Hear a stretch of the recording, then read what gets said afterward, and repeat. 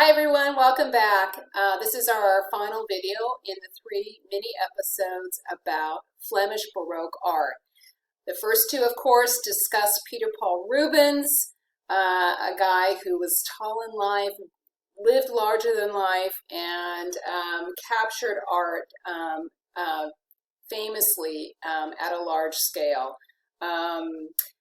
Who we're going to meet next also was from the Spanish Netherlands. He is technically a Flemish Baroque artist, but like some of our other artists, like Holbein, for instance, we find that Anthony van Dyck relocated up to England, become the court painter to English King Charles I.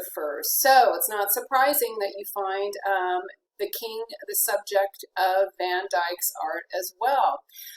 So what we find here is a portrait of the king called Charles I dismounted. He's just gotten off his horse from circa 1635. So what we see here is a king who seems to be out for a ride in the countryside.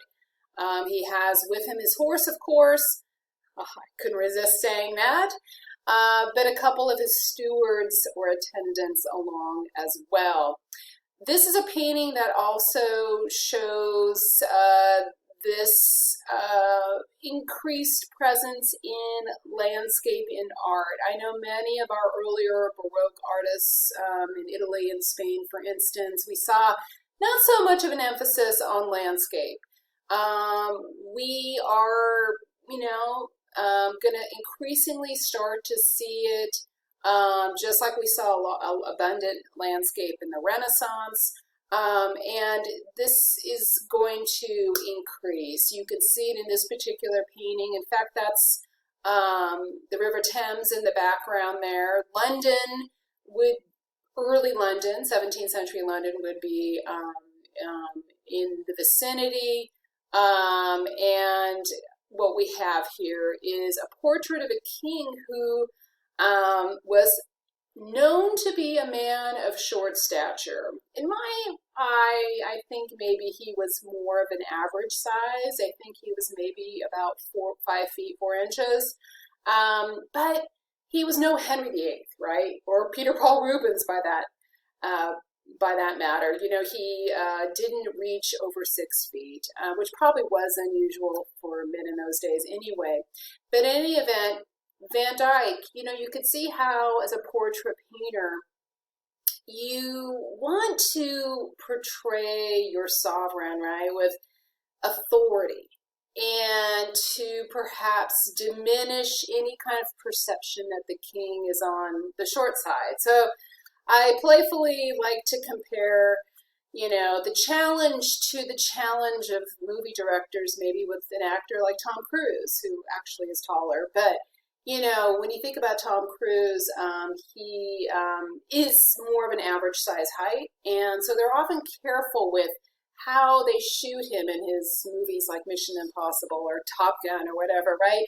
They don't surround him with, people of enormous height. His leading ladies, aren't necessarily going to be taller than he is, that kind of thing as well. So, just as Hollywood, you may have no idea how tall someone actually is when you watch your favorite movie star or television star. So too, Van Dyck doesn't want you to kind of pick up on what the actual height of this king was. And so there are a few tricks here that you can see in the painting that are quite clever and subtle that help you not pick up on that. The first thing you might notice, of course, that the king is standing in the immediate foreground in front of pretty much the other two humans here. They're behind the horse. And of course that, just standing in the front is a way to kind of make yourself look larger. The closer something is to you, the larger it appears. He's standing on a little bit of a mound here as well. Kind of the earth is, elevated ever so slightly to kind of lift him up in our view as well. The heeled riding boots probably don't help, as well as wearing a hat.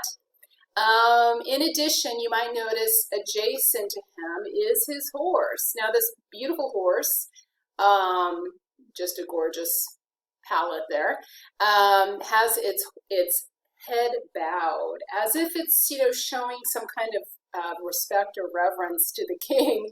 But that's really a way to kind of dodge a comparison in scale between the horse and the king. So if that horse's head was raised, for instance, you would then go, oh yeah, he is a bit of a shorty. I can see that. Okay, right?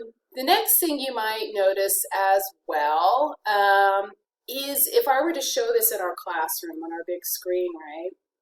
You would be able to pick this up a little bit more easily, is his gaze doesn't look straight out at the viewer. It looks slightly down at you. You know, almost like he's a bit stuck up, which he probably was. He was a pretty unpopular king.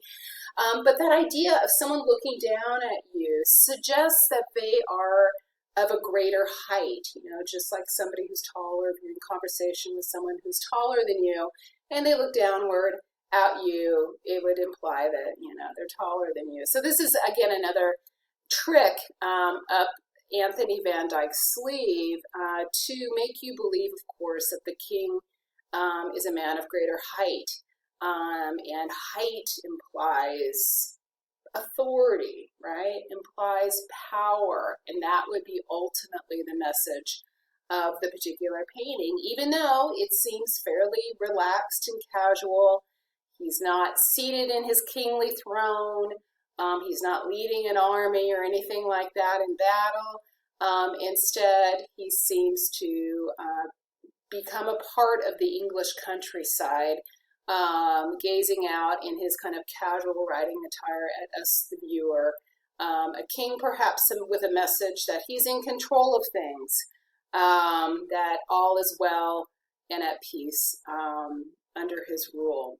All right, so that is how to, again, portray a king, please the boss, right, and communicate power